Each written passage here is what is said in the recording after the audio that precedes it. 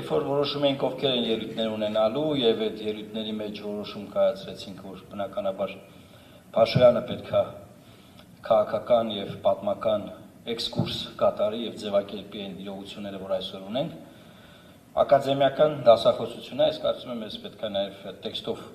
հրապարակել, որ մարդիկ կարդան։ Եվ այդ իսկ պատճառով ես զերծ կմնամ պատմական այլ էքսկուրսներ կատարելուց, որտեղ մենք դա արդեն ունեցանք,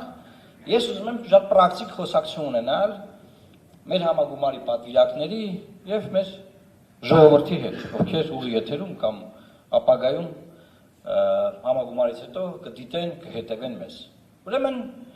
երկրում ինչա տեղի ունենում։ Ազգային ժողովի հերթական ընտրություններ են լինելու հունիսի 7-ին։ Մինչև այդ ընտրությունները Պարոն Փաշոյանը արդեն խոսեց այդ մասին, մենք առաջարկությամբ հանդես եկանք։ Իմպիչմենտի գործընթաց էր, առաջարկությամբ հանդես եկանք։ Իմպիչմենտը չեղավ, էլի առաջարկությամբ հանդես եկանք եւ օրինակներով բացատրեցինք, որ ժողովուրդ ջան, սիրելի հայրենակիցներ, հարգարժան ընդդիմադիրներ, հնարավոր է հասնել փոփոխությունների, հնարավոր է ընտրությունների միջոցով իշխանությունը փոխել,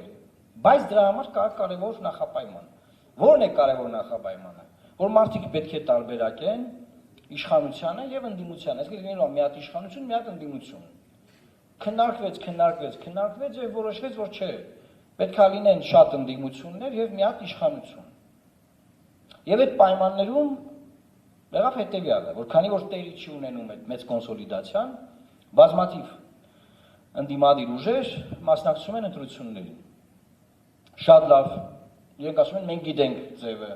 մենք ավելի լավ գիտենք։ Ես նոր էր ոնց որ թե Հունգարիայում ձևը ցույց տվեցին։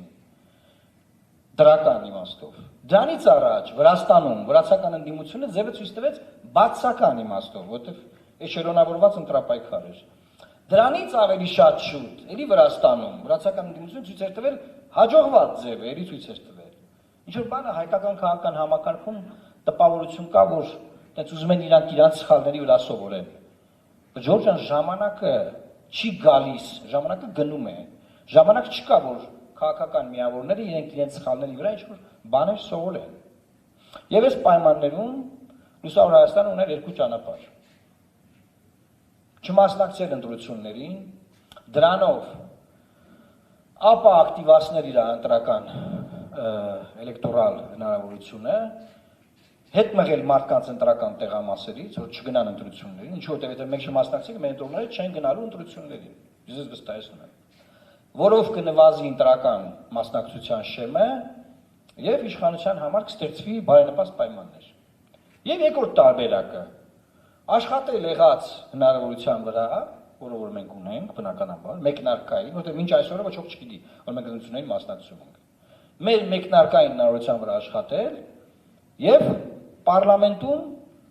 լինել դերակատար եւ լինել դերակատար, որը բոլորը հասկանում են ինչ է։ Փողզսպող, հավասարակշռող,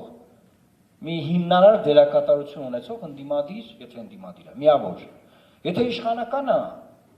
ուրեմն իշխանական ձևավորվող ապագա համակարգում էլի իր դերակատարմամբ,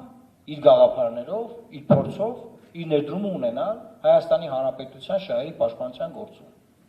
Եվ ես ուզում եմ ձեզ անկեղծ ասեմ, այս ընտրությունները Ժորժ ջան, падգամավորների ընտրություններ են։ Երբ որ Կարպիսը ասում է, մենք չենք մտնելու այս վարչապետական տեխնացուների գզվրտոցի մեջ, նաև դա նկատի ունի, որ մարդիկ կան ուզում են իրենց անվան դիմաց գրվի վարչապետի տեխնացու։ Մենք նման ոնց ասեմ, բաներով, իղձերով չենք ապրում, կիրքը, այդ կիրքը մենք չունենք այդ իմաստով, հենա Կարպիսը ուշում է։ Եվ այդ իմաստով ասում ենք հետևյալ, Ժորժ ջան, խորհրդանա ձևավորվելու լինելու են падգամավորներ։ Որոշեք ինչ ձևի падգամավորներ եք ուզում ունենալ, եւ ըստ ձեր որոշած падգամավորների էլ իշխանություն եք ունենալու։ Եթե ձեզ դուր է գալի վերջի 5 տարվա պարլամենտը, ուրեմն գիտեք ինչ անենք։ Հենց տենց կարող անենք։ Բայց վստահ եմ, որ ձեզ դուր չի գալիս, դրա համար Լուսավոր Հայաստանը այս գործընթացում մտել է իր հայտով։ Հիմա երբ որ մենք ասում ենք, որ մենք չենք մտնելու այս վարչապետական գզվրտոցի մեջ, որովհետև չենք կարող մարդկանց խաբենք։ Եվ չենք էլ խաբել երբեք։ Մենք ասում ենք Ժորժ ջան, սա падգամավորների ընտրություններ է։ Դա միած սկզբից որոշեք ինչ ձևի падգամավորների կուզում ունենալ, ովքեր հետո կձևավորեն ձեր իշխանությունը։ Սրա մասին է ամբողջ քննարկումը, բայց պարզա այդ բանը ռուսերեն ասած պամեխա առաջանում ընդդիմադիր մեդիա եւ այլ դաշտերում, որ մարդիկ գլուխ չանեն ինչա կատարվում, էլի։ Դե քաղաքական ուժեր կան, որ նայում եմ, չգիտեմ, բանը ինչի համար, ինչ։ Բայց հիմա քանի որ որոշել ենք տենց հիմա կենտրոնանանք մեր ասելիքի վրա, հիմա միայն մեր մասին խոսեմ։ Ուրեմն երբ որ մենք ասում ենք, որ հայ առաքելական Սուրբ եկեղեցու դերակատարումը շատ կարևոր է, ինչ նկատի ունենք։ Այսօր աշխարհում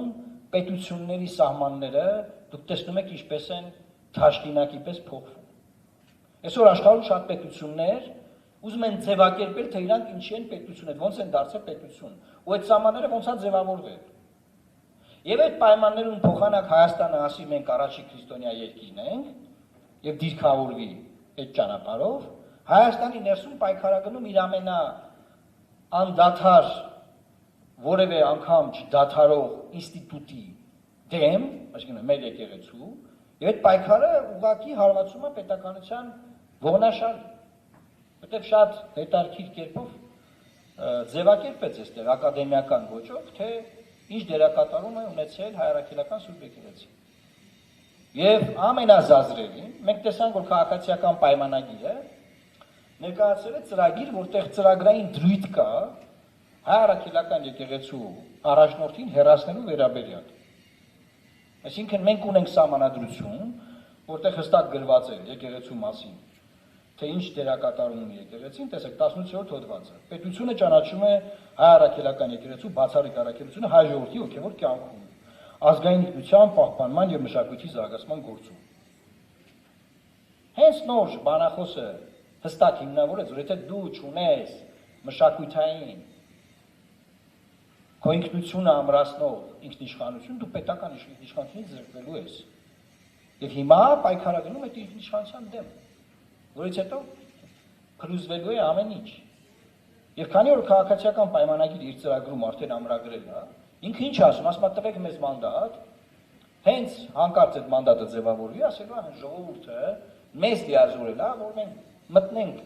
հայ առաքելական եկեղեցու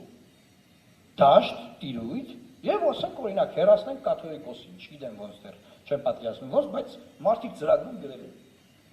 Մենք այլ բան ենք արել։ Ովքեր որ ուշադիր հետևել են մեզ, մենք ասել ենք, որ ընդդիմության միավորման գործընթացում տեսնում ենք, որ հանրապետության նախագահի պաշտոնը կարող է զբաղեցնել հոգևոր դասի ներկայացուցիչ։ Քանի որ հանրապետության նախագահի պաշտոնը Հայաստանում այս պահին գործադիր պաշտոն չէ եւ գործադիր լծակներ չունի։ Այն կառուցված է հեղինակության վրա եւ ունի ներկայացուցչական լիազորություններ։ Սահմանադրական դատարան դիմել, բան, տես մի քանի ներկայացուցչական լիազորություն։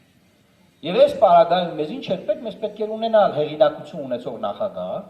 որ ինստիտուտին ուժ տար, որտեղ միշտ հիշեք մարդն է ինստիտուտին ուժ տալիս նման իրավիճակներում, եթե ինստիտուտը հեղինակության վրա է կառուցված։ Օրինակ մարդու իրավունքների պաշտպանի ինստիտուտը կարող է օրինակ բերել։ Եվ ինստիտուտին ուժ տալով հակակշռել, փոխզսպել եւ երկրում դադարեցվել այս քաոսը, այս գզվրտոցը, այս աննորմալությունները, որ մենք տեսնում ենք։ Մենք ուսավոր Հայաստան կուսակցությունը ասում ենք, մենք առաջարկելու ենք եւ առաջարկում ենք, որ հանրապետության նախագահի պաշտոնը զբաղեցնի հոգևոր դասի ներկայացուցիչ մեր արքեպիսկոպոսներից մեկը Միքայել Աճապարյանը։ Նա թեկնածությունը առաջադրվել է դերևս իմպիչմենտի գործընթացում, ընդդիմադիր դաշտը համախմբվել էր։ Եվ հիմա մենք ասում ենք, մենք տեսնում ենք այս ճանապարհով ընդդիմադիր դաշտի նաև համախմբում։ Դե ընդդիմադիր ուժեր կարող է լինեն, որոնք ասեն, որ այո, մենք էլ ենք տեսնում եւ գոնե մի կետում ընդդիմադիր ուժերը համախմբվեն այս իմաստով։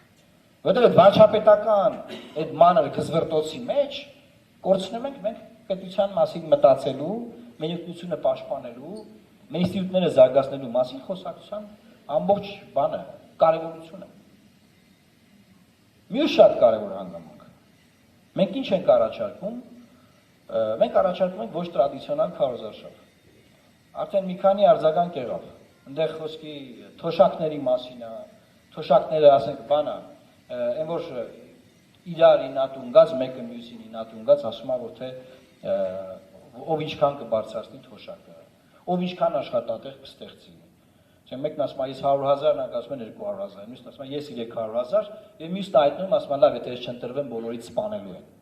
Դա ամենաուժեղն է, այսինքն պատերազմով է սպառնում։ Ժորժ ջան, մենք չենք մտնելու այս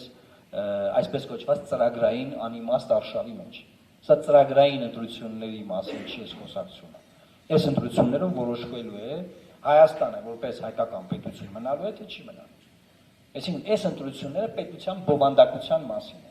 Ոչ թե կոնկրետ վերծրած առանձին կենսաթոշակային տարիքի հասած մարդու թոշակի, այլ պետության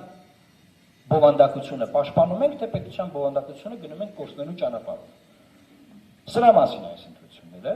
եւ ահա նաեւ դա է պատճառը, որ մենք մտել ենք ընտրապայքարի մեջ, մենք անպայման մեր գաղափարները, մեր մոտեցումները մարդկանց ներկայացնելու ենք, հնարավորինս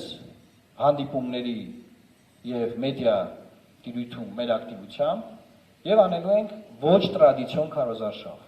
ոչ տրադիցիոն մեխանիզմներով եւ ոչ տրադիցիոն մեթոդներով։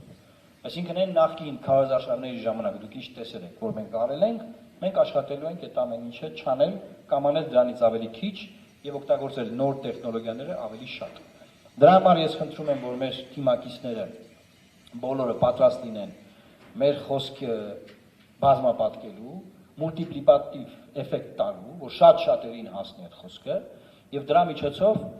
ես խոստանում եմ, որ Հայաստանի Հանրապետություն չի լինելու մի քաղաքացի, ով չիմանա հունիսի 7-ին, որ մենք կանք մասնակցում ենք, ինչի համար ենք մասնակցում, եւ մեզ քվեարկելով ինքը ինչ է ստանում ապագա պարլամենտում։ Մնացած մասով ես ուզում եմ, քանի որ մենք ԶԼՄ-ների համար բրիֆինգի ժամանակ ունենք, ես ուզում եմ ուղղակի անցնենք հարց ու պատասխանի մասին եւ նաեւ մի քանի տեխնիկական բան ասեմ, որ այստեղ կազմակերպված է տեխնացուների համար ժամը 2-ից լինելու է պաշտոնական լուսանկարահարման գործընթացը, մարդիկ իմանան, որ չգնան, ինձ խնդրեցին փոխանցեմ ձեզ իրազեկեմ։ Հիմա ես ուզում եմ, քանի որ ԶԼՄ-ների տարբեր ներկայացուցիչներ մոտեցան եւ ասում էին, որ մինչև ելույթները խոսենք, բան ես ասացի, որ մենք բրիֆինգ ունենք, որից հետո անցնել ենք կանոնադրական մեր մյուս պարտականությունները կատարելուն։ Ես հիմա հնարավորություն եմ ուզում բացել ԶԼՄ-ների համար, եթե հարցեր կան, մարդիկ էստեղ են, այդ հարցերին արձագանքենք եւ անցնենք մեր կանոնադրական աշխատանքներին, որովհետեւ դուք գիտեք նոր օրենսդրությամբ կուսակցությունները իրենց համաստական ցուցակի 30 համարները պետք է հաստատեն ընտրություններից առաջ տեղի ունեցող համագումարում։